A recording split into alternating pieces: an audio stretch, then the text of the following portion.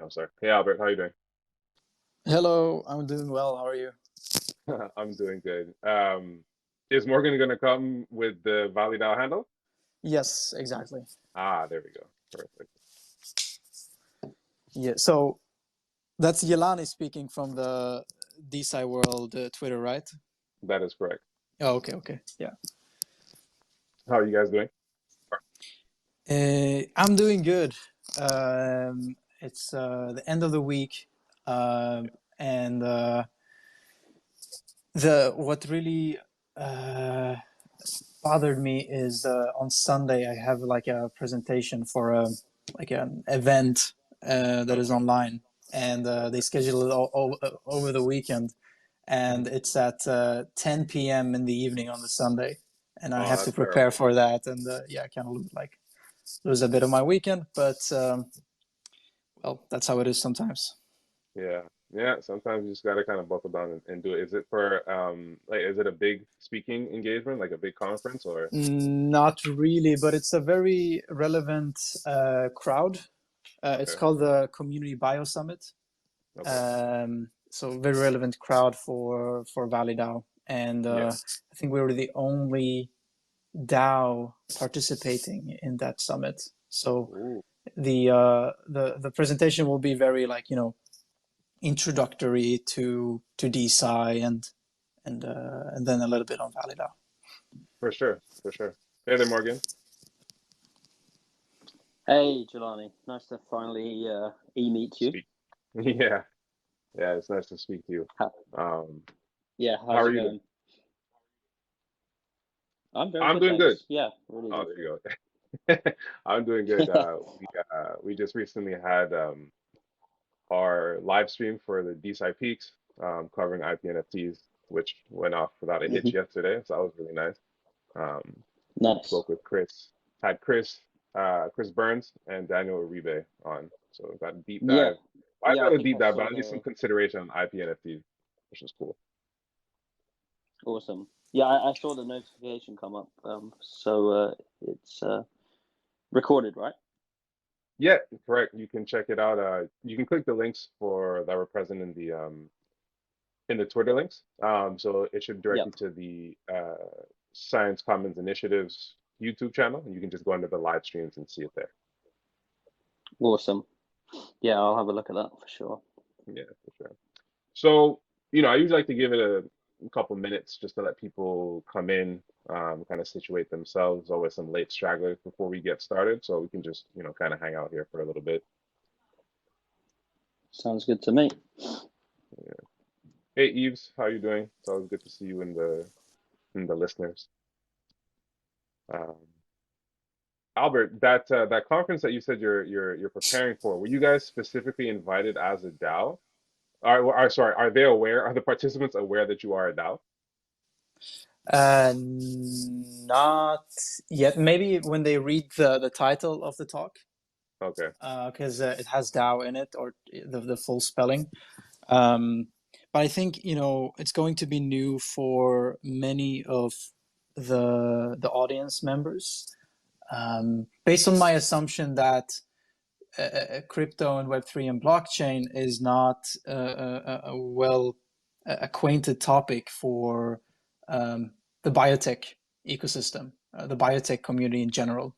And Yeah. this event is um, with quite a big bio community. Like I would say the second biggest one in the world currently. I would say the biggest one is like Okay. iGEM, and Yeah. then BioSummit is right after that. Interesting. So I had a speaking engagement the other day looking at the application of blockchain in industry. And it was at one of the universities in my city. And it was dumbfounded to me. I was a little bit dumbfounded, but I guess to a certain extent not surprised by the fact that everybody was very much focused, and there was a panel discussion. So I had five other speakers alongside myself, and everybody was very much focused on the financial rails of blockchain, like specifically for its development of currency.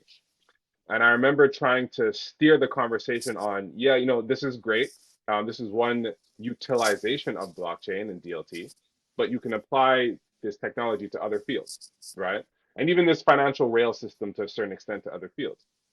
And that just like kind of glazed over everybody's head. So it was very interesting to see how early the space in and of itself is, and how people are really still just now coming to learn about what blockchain is and what the applications are, and how further back we even are in terms of the application of that outside of financial industry. Yeah, I totally agree. I think like when it comes to the currency aspect, to me the killer app there is the the ability to completely own your own money without having a intermediary or somebody hosting it for you, like a bank, for example. And I think what's really cool with DeSci is like it really like building within DeSci, it really forces you to uh, push the boundaries of how to apply blockchain to solve problems. So I mean, for any developers out there who wants to innovate in crypto, I think starting in DeSci is a really good starting point. For sure. I mean, Or a it pivot. Especially in the yeah. sorry, I was going to say, especially in the crypto winter we're in.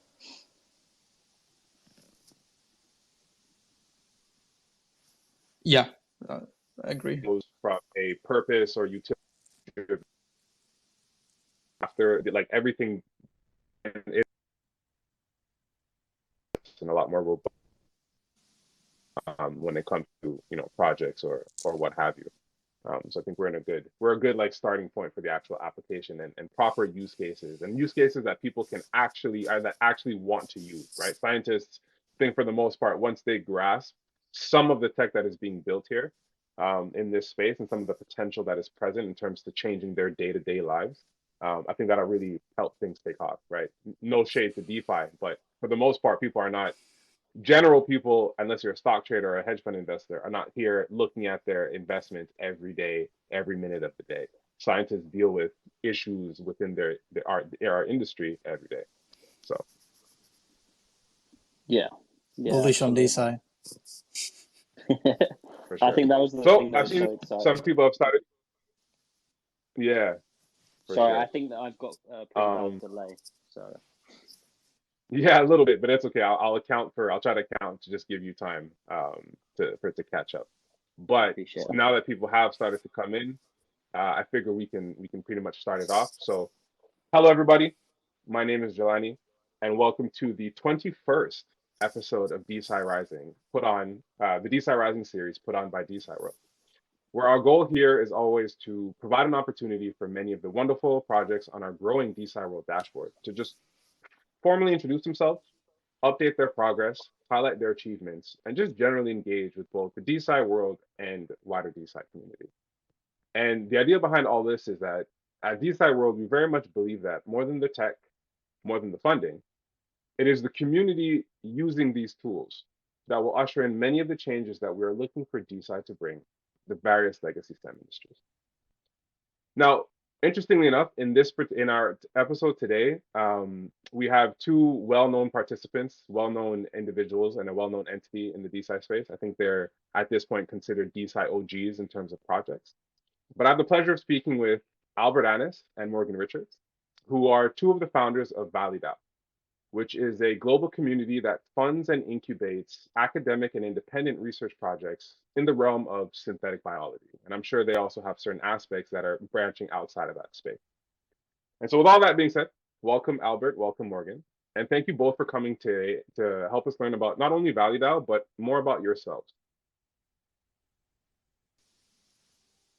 Yeah, thank you so much, Yelani. And would you like us to like intro ourselves, or how would you like to steer the conversation? Absolutely. So I think so. As I mentioned, I think you guys have been a part of so many speaking engagements. You guys have been around in this space. I think one of the first projects that I ran into when I came into this space about a year and a half ago was ValleyDAO, through the Vita, going through VitaDAO.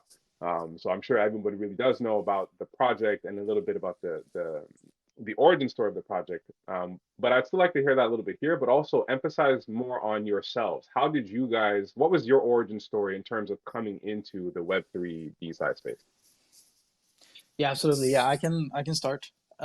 So I think so going back a little bit, so originally I'm a synthetic biologist. I have a master's in the field. I've ran several student research projects in the field and competed with those projects in a global setting. I've always had a passion for how we can apply biology to solve problems within climate. So right after graduating, I wanted to see, okay, how can I, in a way, maximize the impact of the time that I spent? How can I maximize that impact, really? So I went straight into the world of bio startups. Started to consult for different companies. I helped out a little bit in creating kind of like these accelerator programs, incubator programs. So in that way, okay, I could help, let's say, 5 or 10 companies at the same time. And why companies precisely is because they're the ones that are ultimately applying academic research and turning them into real solutions. So I was doing that for a little while, around like 1.5 year. And in parallel to that, I knew about crypto. I had investments in it, and you know, spent a lot of time researching different projects, putting money here and there, losing money here and there, making money here and there. All of that, typical journey that I think many people here go through. But during this time, I've always, been, was always interested in, like, okay, how can this be used in the world of synthetic biology or science or biology in general? And I discovered VitaDAO, and it just, opened up my views on how to, conduct innovation in the setting of Web3 and blockchain, etc. So I quickly started getting into different discords, saw different projects, got to know people, and said to myself, okay, why don't we do something similar to the VitaDAO model, but for synthetic biology. I noticed there was VitaDAO focused a lot on human health, right? And there wasn't that many DAO projects that were focusing on planetary health. So I quickly saw an opportunity to, why don't we, set something up? So I started meeting some people, and soon after that, we had a light paper. Soon after that, we had a Discord. Soon after that, more and more people started joining, and all of a sudden, you're like, oh shit, this is real. And then you just start building from there. Ultimately leading us to this point in time.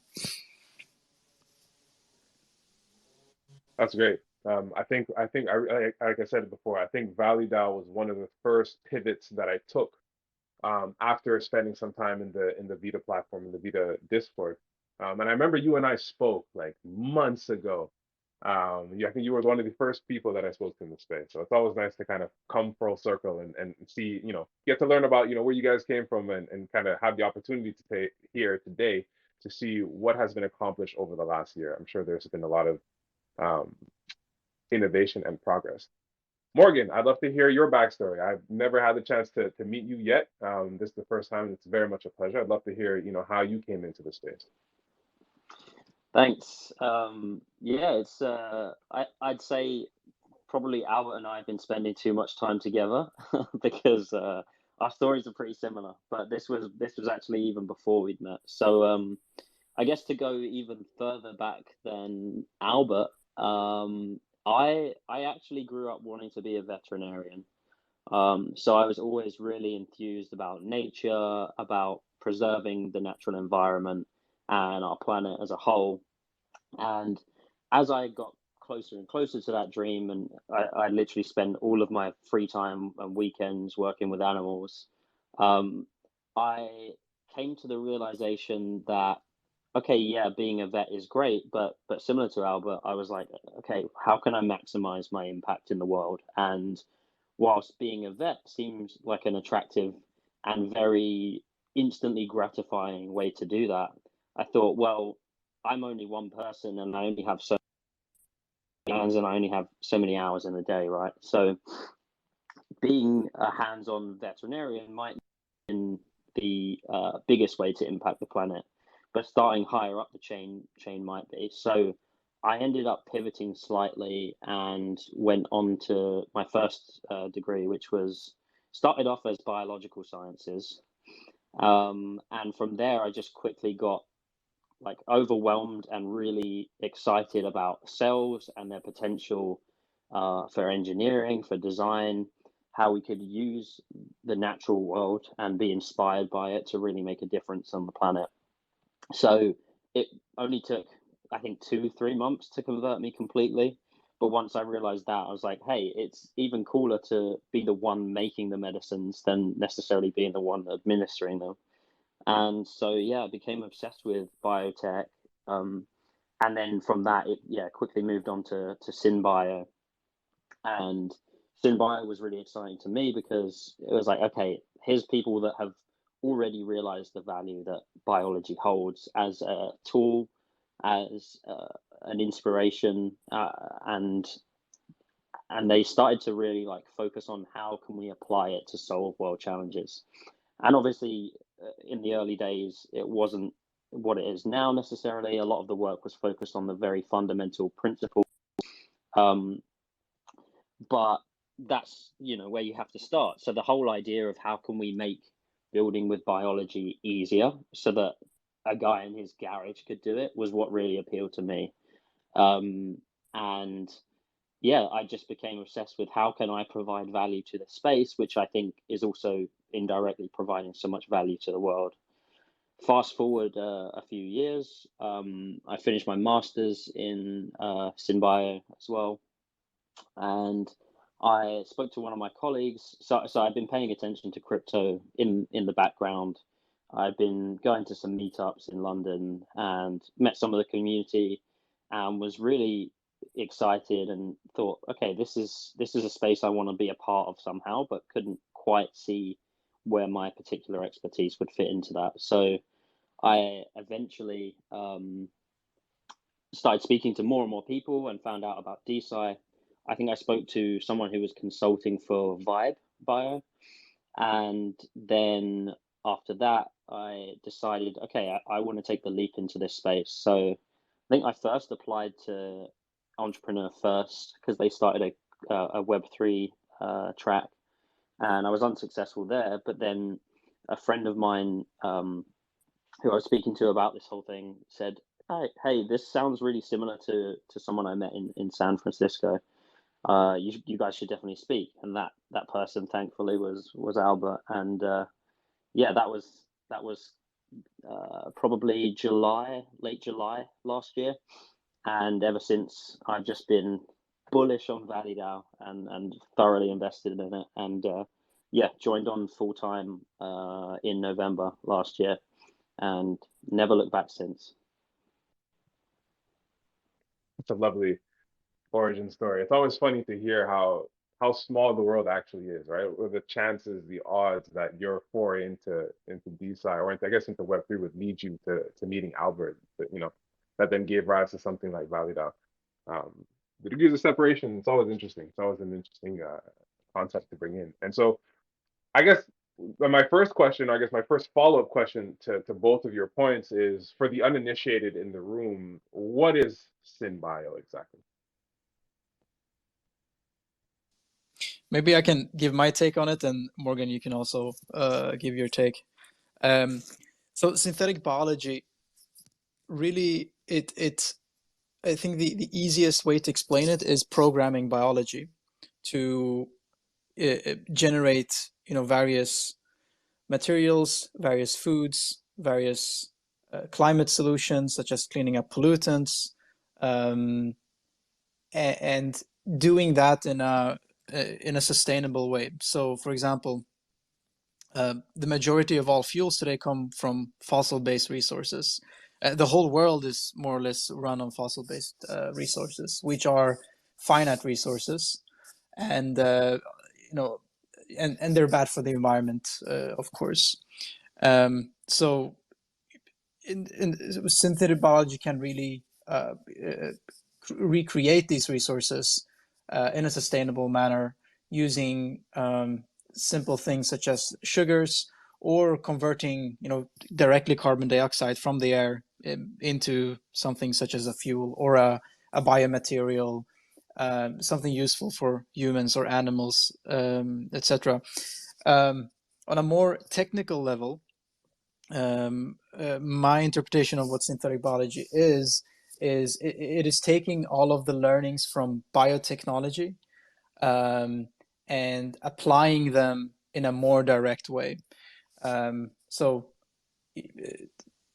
if you go back like to the 70s and 80s, like the most, the clearest application of biotechnology has been, fermenting beer, creating cheese, producing insulin, very simple things, right?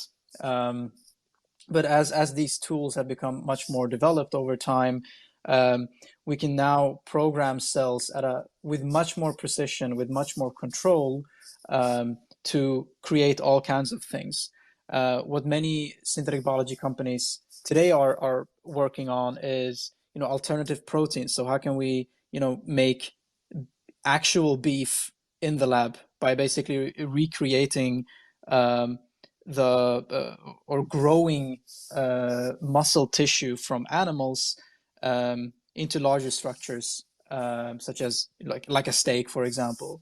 What other companies are doing is they're working on materials. So, for example, leather coming from animals, you can produce that in a lab, or you can't do that in a scalable way yet, right? But we're always, coming closer to higher scales all the time. So yeah, that's my like, my take on what synthetic biology is, and I believe Morgan can add much more nuance on top of that. Yeah, that was a great overview. And the only thing I would add to that is my own particular take, and why the penny dropped for me with Web3, and how that happened. So for me, it was the real systems approach to biology. And so I'm a bit of a loser, and throughout my childhood growing up, I was obsessed with ant colonies, beehives, and all of these kind of cooperative social organisms. Again, loving nature and the environment. I was really obsessed with watching nature documentaries, learning about all of these different communities, and just being completely blown away and amazed by how much can be achieved by so little, right? Like each individual ant has almost no capability, and yet a whole colony is able to survive, to breed intensively, to farm fungus and feed their populations, to cross bridges, to build complex structures, things that, if you look at the individual ant, it's just simply not capable of. So I became obsessed with that systems view of the world and nature as a whole. And then synthetic biology really also, because you're dealing with inherently noisy systems, and populations of hundreds of thousands of cells, and sometimes cocktails of different types of cells. There are so much nuance in those connections and those relationships between them, that you have to take a systems approach. Now, to circle back to the Web3 element, well, when I became aware of the whole decentralized philosophy, well, it almost seems like a carbon copy of what is happening already in nature, and something that is very efficient at solving massive problems and coordinating resources. So, seeing the world through that lens initially made the transition into Web3 so much easier, because it was like, oh shit, this is doing something that is really natural and intuitive, and really gets things done in the world. And I guess being frustrated with my personal experience in research and things not so much getting done, really pushed me to think of new ways to coordinate that. So yeah, that's my nuance to SynBio, but that's something I'm really passionate about for sure. I've always found synbio a particularly fascinating field, right? And in truth, synbiology is a multidisciplinary field, and I think that term can be applied to a variety of different aspects within a given field. But to the notion that you brought up of a systems level approach, or at least a systems level comprehension, or methodology, I think that speaks to a sophistication. It's a tier of sophistication in science, in my opinion. Think there's a progression where, you know, we hit this point where we start to learn from our environment. I think if you go back to not necessarily antiquities, but to basic science, you learn from your ecosystem, right? We learn about societal impact, or societal constraints or activities or aspects from looking at ecosystems that operate like ants, like bees, and all these kind of things.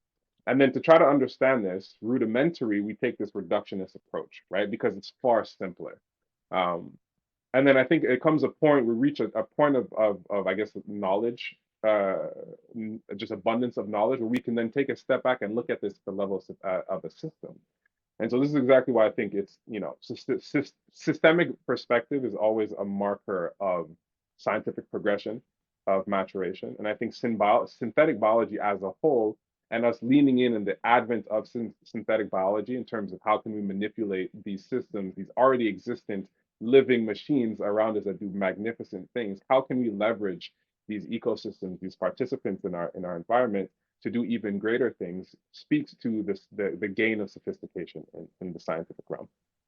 It's far from complete. I think, as you both mentioned, like it's still relatively new, and the applications are rudimentary. But I think it shows that we're moving in a good direction in terms of science. Now, obviously, all science is a double-edged sword and can be used for good and bad.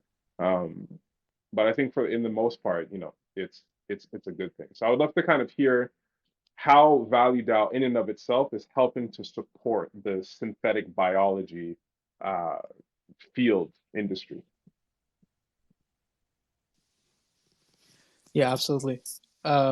So maybe I can, talk from a funding and a translational point of view, and maybe Morgan, you can go for the community aspect and the platform for assembling collaborations, etc. So if we look at the researcher landscape right now in synthetic biology, it is, it's not that old of a discipline. Like I would say it's around 15 to 20 years old. Um, it's something that is not widely adopted in academia, and it's widely concentrated in the West Coast in the US, of course, and in the Boston area, and also in the UK. There's like these three major hubs where synthetic biology research is hosted, and they have dedicated research programs, etc. So in a way, synthetic biology is not widely available and widely accessible to uh, uh, the how would you say the common world, or not many people are aware of it. So that's what, like, one of the primary thing with ValleyDAO is to make the world more aware of what synthetic biology is and its opportunities. The second thing is researchers today are, as in other research fields, spending a lot of time on writing grants, on chasing different grant giving agencies, instead of actually focusing on the research. So the primary thing there is that we want to enable faster funding for synthetic biology research. We also want to enable funding for certain synbio areas where that are a little bit more underfunded, that are kind of like certain grant giving agencies won't fund due to the fact that they are too risky, or there isn't enough preliminary data about it, etc. So that's kind of like where we want to come in and support the researcher through providing funding. And we've been experimenting with the IP NFT framework. Why we really like that framework is it really, like, first of all, it's visibility. So once the IP is on chain and it's governed by a community, a lot of people know about it, and a lot of people will have a direct interest in seeing that IP become successful.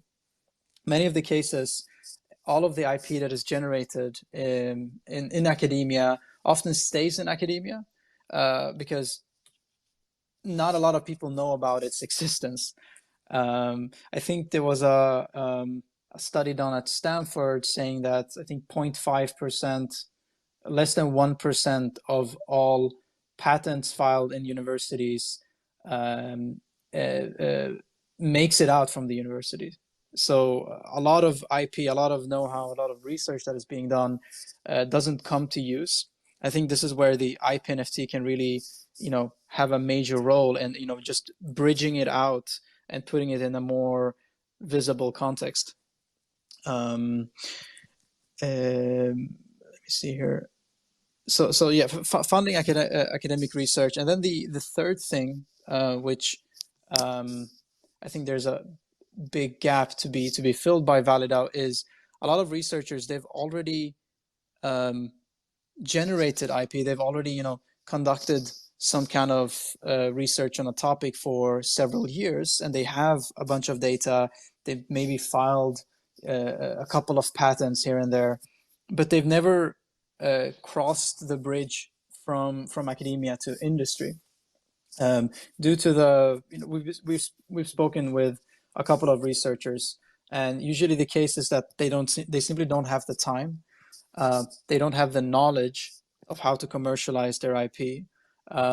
Their the tech transfer office at the university, that is their role, their responsibility to help academics to commercialize their IP. But unless you're on the West Coast, like at Stanford or Caltech or Boston University, you're not going to have that privilege of having a very highly efficient tech transfer office that has a very big network that can get you connected with investors and accelerators and incubators and talent, etc.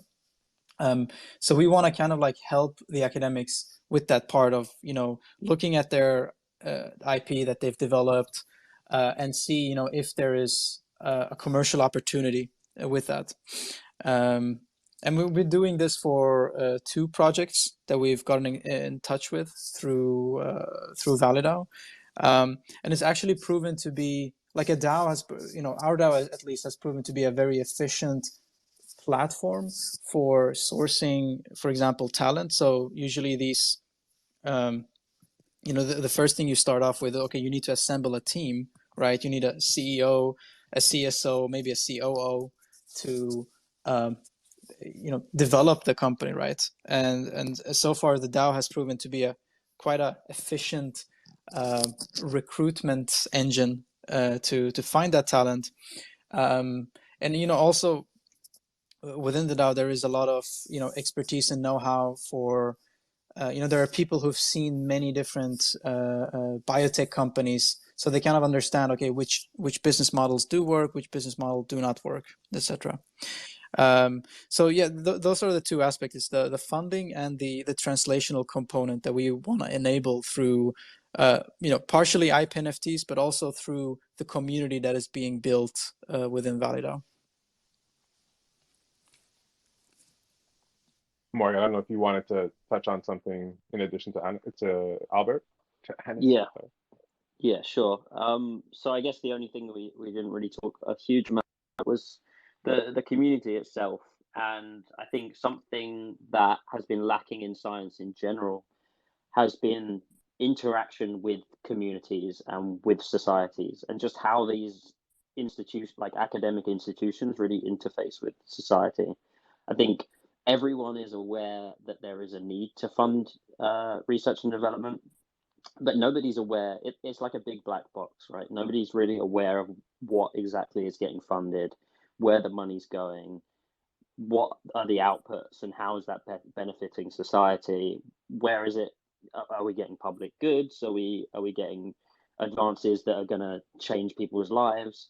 And I think as we progress, and I think something you mentioned earlier, Jelani, in that our perspectives, and I think our perspectives as a whole society are really maturing. People are really starting to pay attention to things that otherwise wouldn't have concerned them, because a lot of our primal needs, for example, have taken care of. So we have a lot of time, we have a lot of bandwidth, we're all connected to the internet, we're all communicating constantly. And so people's priorities are starting to shift, and they're starting to ask questions like, where is this money going? Because we know that somewhere along the line we're all paying for it. But where's the money going, and how is it going to benefit me? And I think the real intersection we're faced with at the moment, and what's really exciting about ValleyDAO, is that a lot of people are in a state of climate anxiety at the moment. People know that there's something really serious is going to happen if we don't change our act and clean up what we're doing. But nobody really knows how to solve it, or at least the everyday people that are really experiencing this anxiety don't know how to solve it. And what I found through my interaction with people in the climate sector is that there is actually huge communities out there that want to do things and that have the skills and expertise to do something, but they're not sure where to apply it. And likewise, there's everyday people like, my mum, my dad, who also recognize that these are huge issues that we should be investing in, but we're being let down by our governments and our global leaders. So I think the whole philosophy of Web3 and decentralization really is about empowering community and empowering people to take matters into their own hands. Because when you break it down, like all that we've achieved throughout history has been because of people. And sadly, we're seeing a time where a lot of people are being oppressed, and there's a lot of misinformation going around, and especially to do with the climate, right? There's so much information or resistance to actually doing anything. And we're having all of these climate summits and all of these promises made: net zero by 2030, net zero by 2050. And people are starting to really take that seriously, look at the numbers and realize, okay, we are nowhere near where we need to be to meeting these goals. And if anything, these goals are actually underestimates of what we need to do as a civilization. So with all of that in mind, I think being part of a community who is really passionate and is really motivated to bring good to the world and to really uplift and help society and each other, that's what's really powerful about being in a DAO.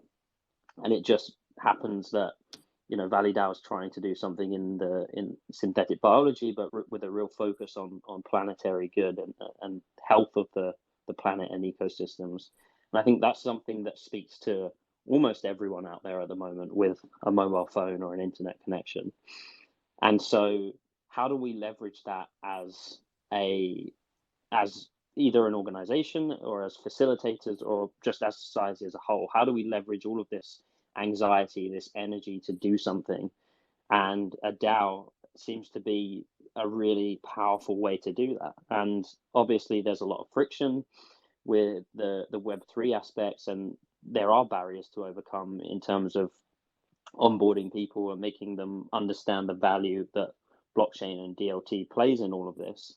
But what really speaks to people is the vision and the mission statement of what we're trying to do. So that has been the most powerful thing for me, and I think many of our community members that have joined in recent months. And yeah, just showing them that there is a way to solve these problems, and if you don't want to wait for governments to do it, then let's do it ourselves. Hell yeah. I very much appreciate that philosophy of, we're creating the groundwork to allow people to be more proactive and at least active with their intentions. If you see a problem and you feel like you can fix it, well, Web3 allows you, at least gives you the opportunity to get your hands in the dirt, get your boots on the ground and really contribute. And I really like the 2 points that you had brought up in terms of broadening. So I envision, and to the point that you talked about with ValleyDAO, what I feel Web3 and DeSci in particular does is it broadens the scientific consciousness of the society, right? It brings people more in tune into this scientific realm that has been so abstracted away from them due to everyday life conveniences that they no longer really feel a part, and they no longer realize that everything that we are able to do now is based off of science. And so a certain level of scientific literacy, arguably as a scientist, I would argue at a relatively high level of scientific literacy, I think should be present in most people's lives, and that's just not the case. And I'm hoping that the vast majority of DAOs that are being spun up in this space will kind of help bridge that gap. Um, and I mean, to Albert's point, I've never actually conceptualized DAOs beyond in terms of the social aspect as being recruitment engines for different fields. I think that's a very interesting perspective to bring up because it's true. Each DAO in and of itself is a network of participants, usually with a given skill set because of the specification of the DAO. So if I was a gigantic Fortune 500 synbio company, and I'm looking for participants who are eager, active, and have defined skill sets. Where else but to look at ValleyDAO for these participants, right? I think that's a huge concept yeah, and I've not had the opportunity to hear about that in the space, but something that I think DAOs will start to leverage moving forward, not just from a social standpoint, but maybe from a financial standpoint to help support the ecosystem and to help support their respective ecosystem. I don't know if you wanted to add on that. Yeah, no. I mean, I just wanted to say that uh, it's quite often people ask, okay, but why should your DAO have a token or a governance token, etc. And I think it really boils down to being able to co-own the like a fraction of the community, right?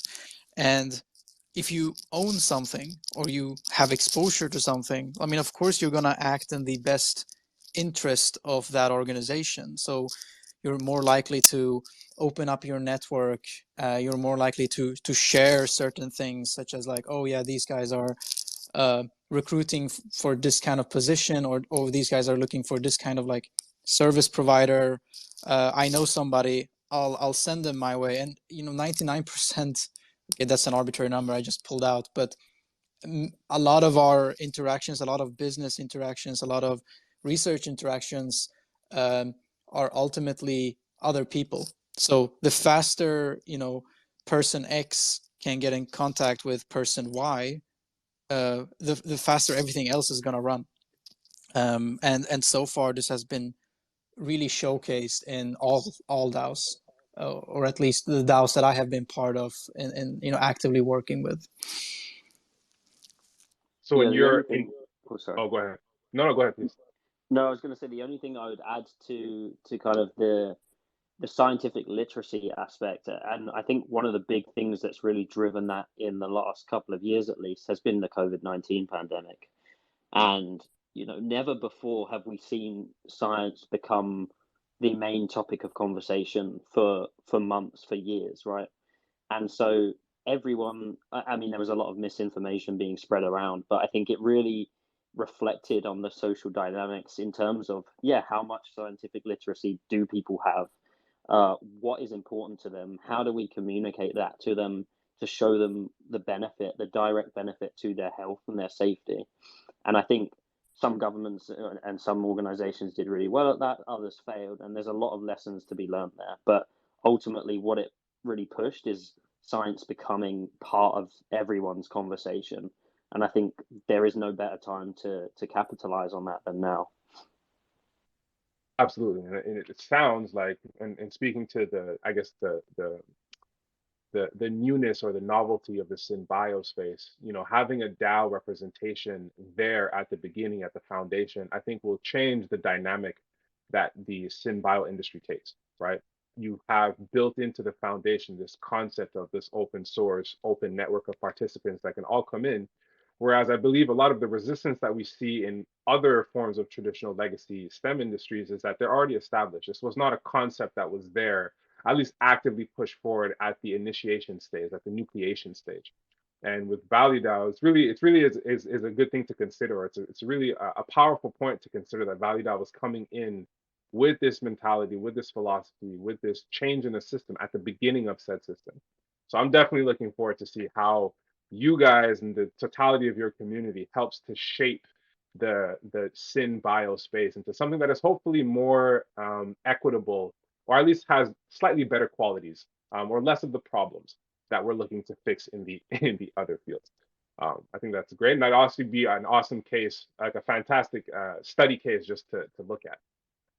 But Albert, you did mention the concept of a token, and I know people tend to get wizzy about it, a token, especially for the degens in the space. DeSci, disclaimer, doesn't run on the same cultural philosophy as DeFi necessarily, but we still do implement the concept of token and governance.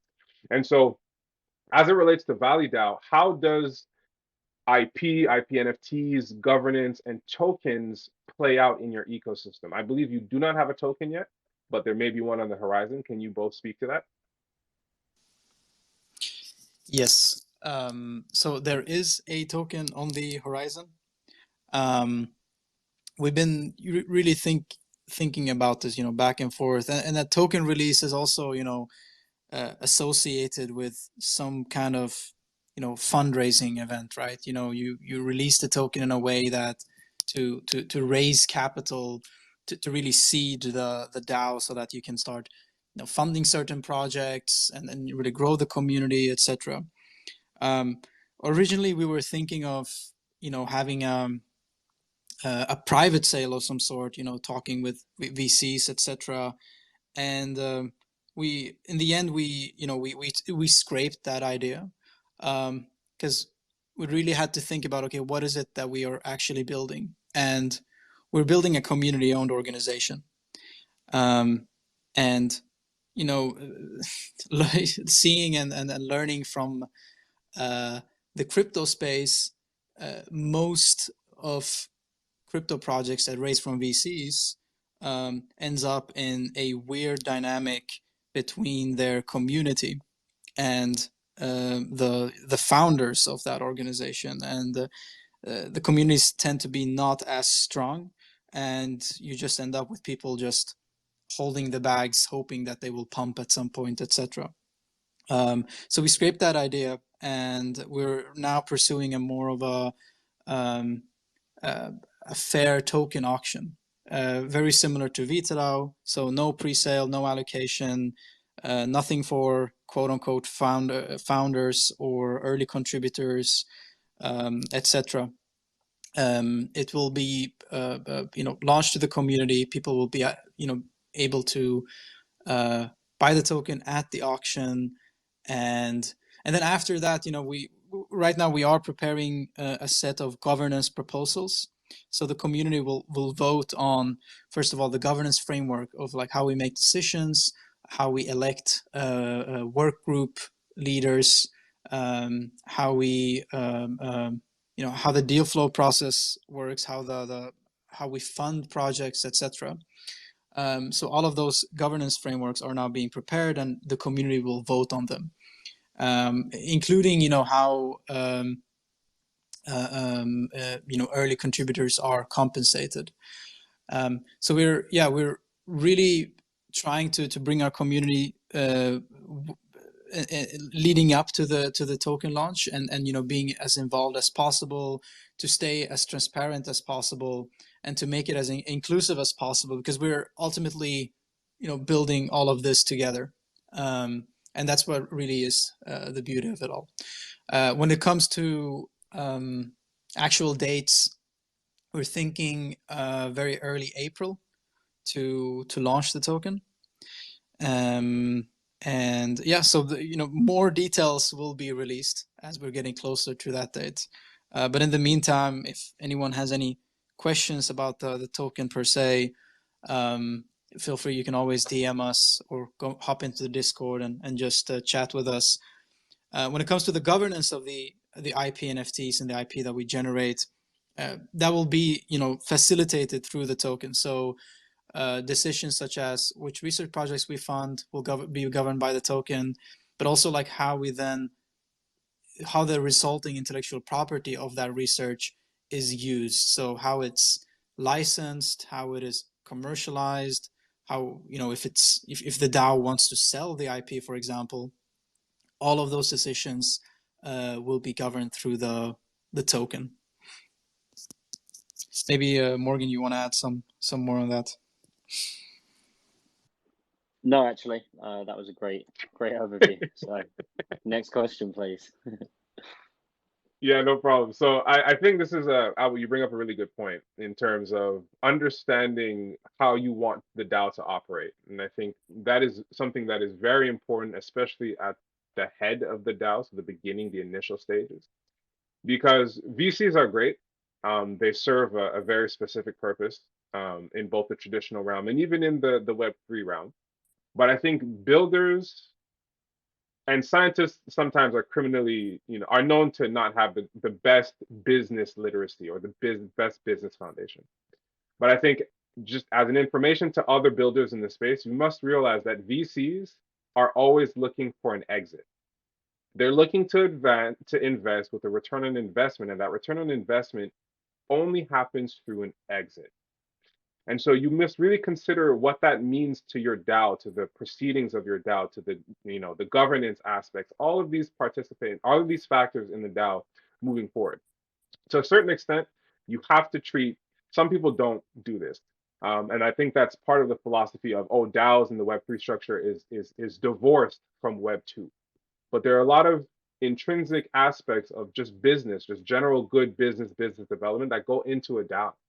And so I highly recommend that people who are thinking of spinning up their own DAOs and who already have spun up their own DAOs, try to surround yourself with participants that understand the business perspective and be not wary, but at least be conscious of what it is to go to choose between being sourced, funded, or upheld by your community versus going to VCs and what that interaction is like. So that's just the disclaimer that I kind of want to put out there.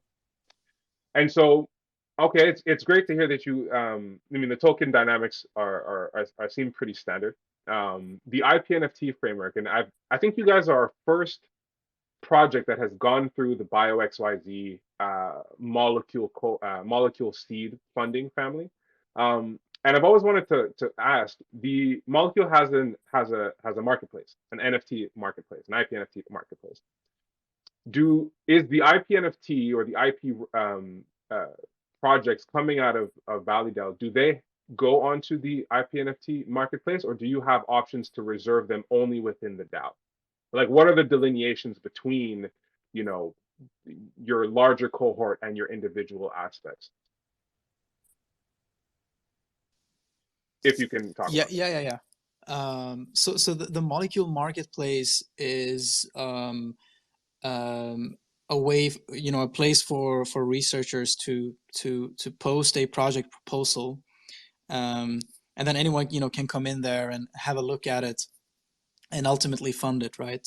And then Molecule mints an IP NFT to represent future rights to the generated IP for that investor. We don't really have to go through the marketplace to fund projects. We can do it, directly, like through ValleyDAO and the researcher. But with Molecule's help, and actually now they've made it so that you can mint your own IP NFT, so you don't need to rely on Molecule, internal people to help you with the minting process. Now you can mint it yourself. I think they're having some form of like testing user interface now where you can go in and mint your own IP NFTs. So the marketplace is really there to, for independent academics to go in and publish their research projects to be able to be found by potential investors. So to make, research funding kind of like more similar to VC funding. So you can go in as a VC and you can invest in research directly instead of investing at startups who are a bit at a later stage than the research itself. Because startups usually have, they already have mature IP, etc. But with molecule discovery, you can access research at a much earlier stage, and hence your upside becomes greater because you took the larger risk of investing when there was no data, right? Go ahead, Morgan. Yeah, so the only thing I wanted to add to that as well is that we, like, if we're funding foundational technologies in synthetic biology and biotechnology, of course, our particular focus is on the climate and planetary longevity, but a lot of these technologies are going to be platform technologies that will be widely applicable across the biotech space. So actually having this centralized, well, I don't know if you can call it centralized, but this central marketplace where you can discover a lot of these IPs. I see we've got Athena DAO here, but some of the other bio DAOs may also become licensees, or maybe community members or businesses that they collaborate with will become licensees to some of these technologies.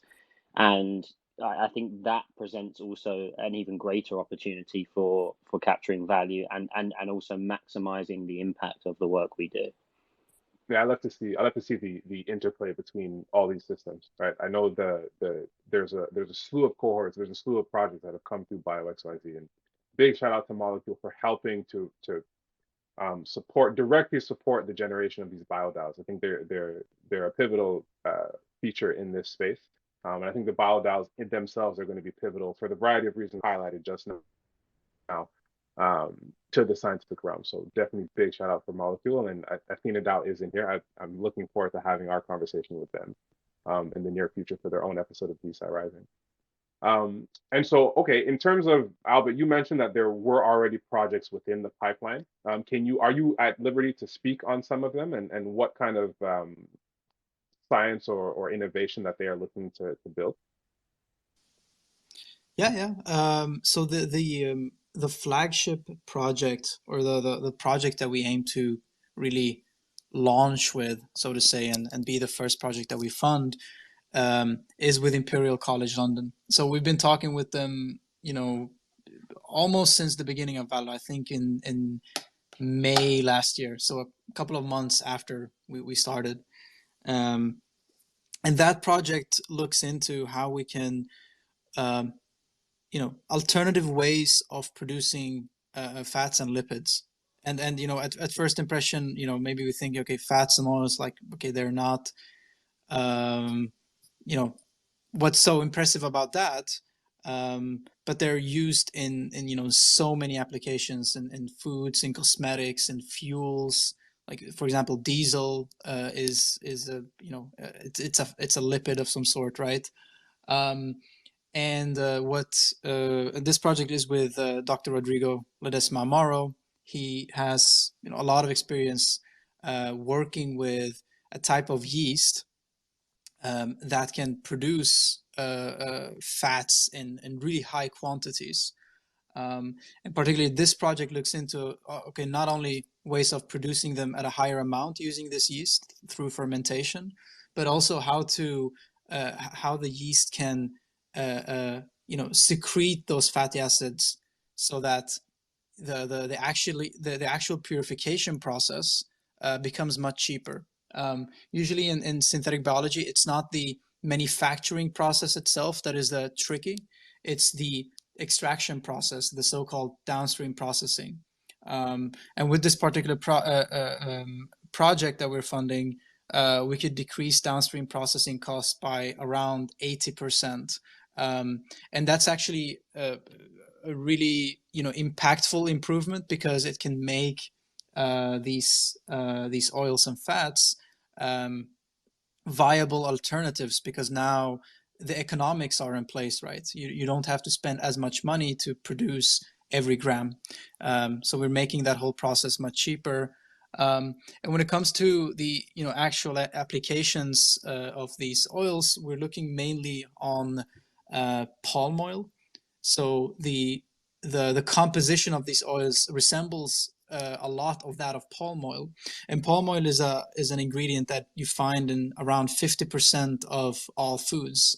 You probably read on packaging and etc.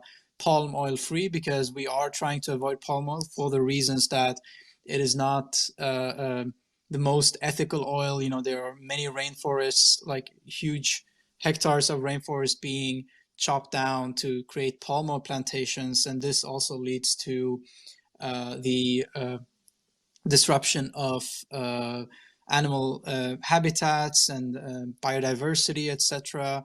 And also the whole, you know, the another ethical aspect is um, the palm oil plantation workers. They live and they work under very poor conditions as well. So, you know, potentially this can disrupt the palm oil manufacturing supply chain. And what really, you know, makes me fascinated by this is that now all of a sudden you don't have to ship, like if this works out.